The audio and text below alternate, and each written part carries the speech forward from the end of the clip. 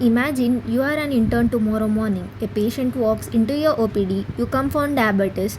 Blood sugar is 312. HbA1c is about 10%. The diagnosis is easy. But now comes the question that actually matters. Now what? Should you immediately start metformin? Should you first advise weight loss? Is insulin needed or is lifestyle modification enough? What if this patient already has heart failure? What if he has chronic kidney disease? And what actually is the goal we are trying to achieve? This is exactly where most MBBS students get confused, not because diabetes is difficult, but because the management looks scattered. Today I'll simplify Harrison's entire diabetes management chapter into one logical framework that you will remember even after your exams. So, if you understand this video till the end, you will never have to memorize the diabetes management again. So let's begin. Think of diabetes management as building a house. If the foundation is weak, the entire treatment collapses. So before choosing even a single drug, let's first understand the destination. Goals of management. Whenever we treat diabetes, our goal is not simply reducing blood glucose. That's only one part. According to Harrison, there are three major goals. Goal 1 is to relieve the symptoms of hyperglycemia. Goal 2 is to prevent the long-term complications affecting eyes, kidneys, brain, heart and feet, because uncontrolled diabetes slowly damages almost every organ of the body. Goal 3 is to improve the quality of life. If our treatment controls glucose but the patient develops repeated hypoglycemia or cannot follow the treatment, we have not truly succeeded. To achieve these goals, Harrison recommends glycemic targets: HbA1c below 7%, pre-meal glucose around 80 to 130 mg per dl, and post-meal glucose below 180 mg per dl in most non-pregnant adults. Now we know the destination, but how do we actually reach it? Surprisingly, the first treatment is not a medicine, it's education. Do you still think prescription alone will control diabetes? Actually, no. A prescription doesn't treat diabetes, the patient does, and that's exactly why Harrison emphasizes something before lifestyle and even before medications. It's diabetes self-management, education and support.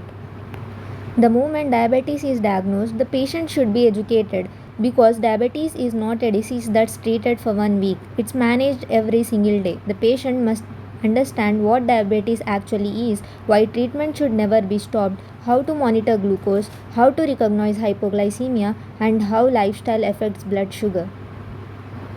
But here is the interesting part. The doctor is not with the patient 24 hours a day. So who manages diabetes for the remaining 23 hours? The patient, which makes education one of the most powerful treatments in diabetes. Now, once the patient understands the disease, the next question is, how do we know whether treatment is actually working? That's where self-monitoring of blood glucose comes in.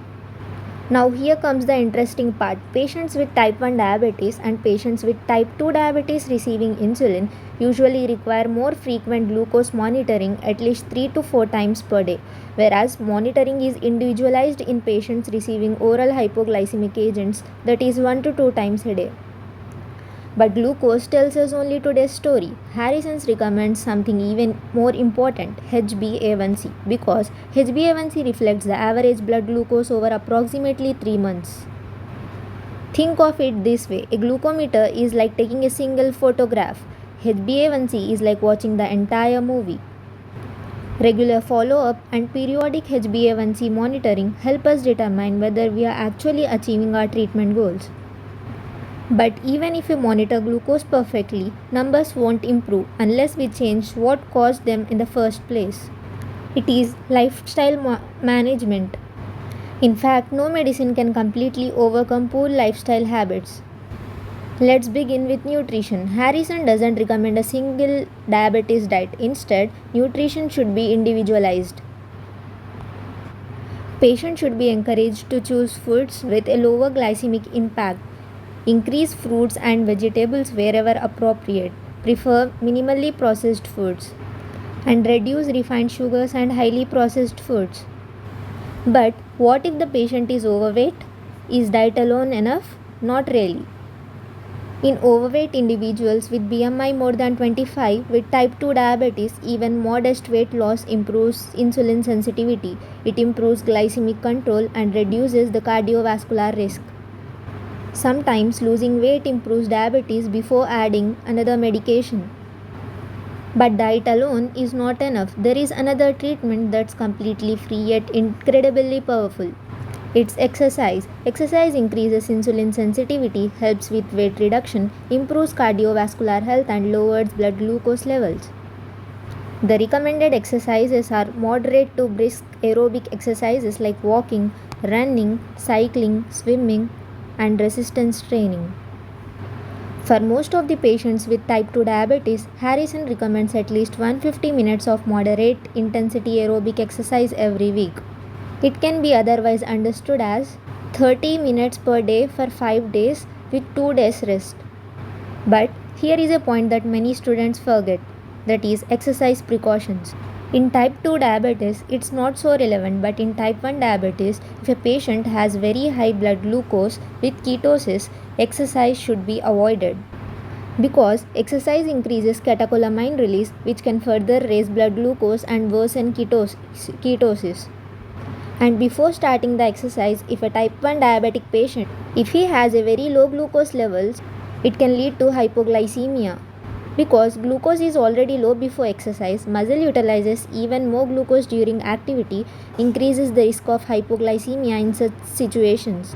Therefore, carbohydrate intake before exercise may be necessary. Now imagine a patient follows the diet, starts exercising, loses weight, but the HbA1c is still high. What do we do next? This is where pharmacotherapy begins. Now let's begin with type 1 diabetes. This is actually the easiest pharmacological decision. Why? Because the pancreas produces little or no insulin. If there is no insulin, tablets cannot replace what the body doesn't make. That's why insulin is the treatment of choice. According to Harrison, insulin can be delivered using two common approaches, that is continuous subcutaneous insulin infusion or multiple daily injections using basal and bolus insulin. Think of it like long-acting insulin controls blood glucose throughout the day as background insulin, while rapidly acting insulin handles the rise in glucose after the meals. Together, they closely mimic the body's normal insulin secretion. But type 2 diabetes is completely different. Here, the body still produces insulin. So, do all patients need insulin? Not at all. Type 2 diabetes lifestyle management continues, but when medications become necessary. Okay, then Harrison recommends starting with one drug in most patients. Metformin remains the preferred initial therapy for many patients. Why? Because it reduces glucose production by the liver, improves insulin sensitivity, causes very little hypoglycemia, and generally is weight neutral. However, metformin is not suitable for everyone. It should be avoided or used cautiously in certain situations such as advanced kidney disease, intolerance, or conditions increasing the risk of lactic acidosis. But here is where modern diabetes management becomes really interesting. Today, we don't choose drugs based on only blood sugar. We choose them based on the patient sitting in front of us. It's clinical drug selection. Suppose your patient already has atherosclerotic cardiovascular disease. Which drug should you prefer? In these patients, GLP-1 receptor agonists like semaglutide with proven cardiovascular benefit are preferred because now we are protecting both blood glucose and the heart. What if the patient has kidney disease? Here, SGLT2 inhibitors becomes an important choice because they help slow kidney disease progression while improving glycemic control. If the patient has heart failure, especially heart failure with reduced ejection fraction, Harrison again recommends considering an SGLT2 inhibitor because its benefits extend well beyond glucose lowering. What if obesity is the major concern?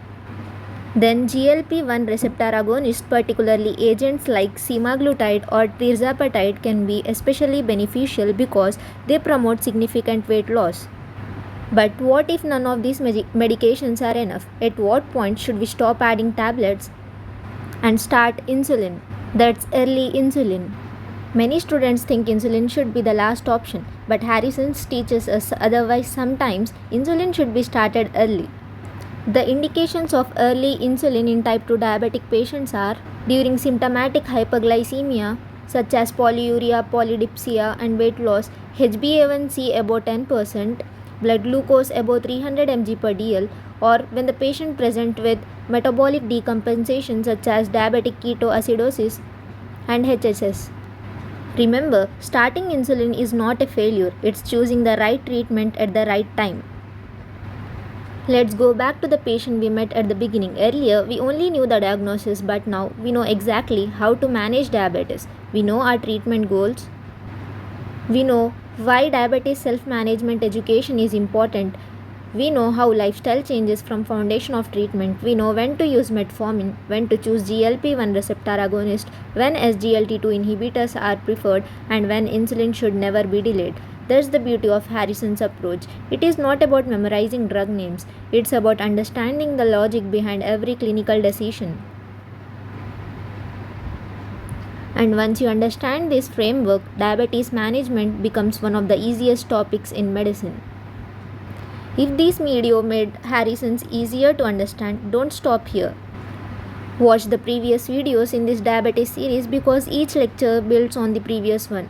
Together, they will give you a complete understanding of diabetes from pathogenesis to diagnosis and now management. If you genuinely found this helpful, support MBBS Simplified India by subscribing to the channel. It takes just one click, but it helps us create more high-quality MBBS lectures based on standard textbooks like Harrison's. And if you have a friend who is struggling to understand diabetes, share the video with them. You never know, one share might help someone understand a topic they have been finding difficult for weeks.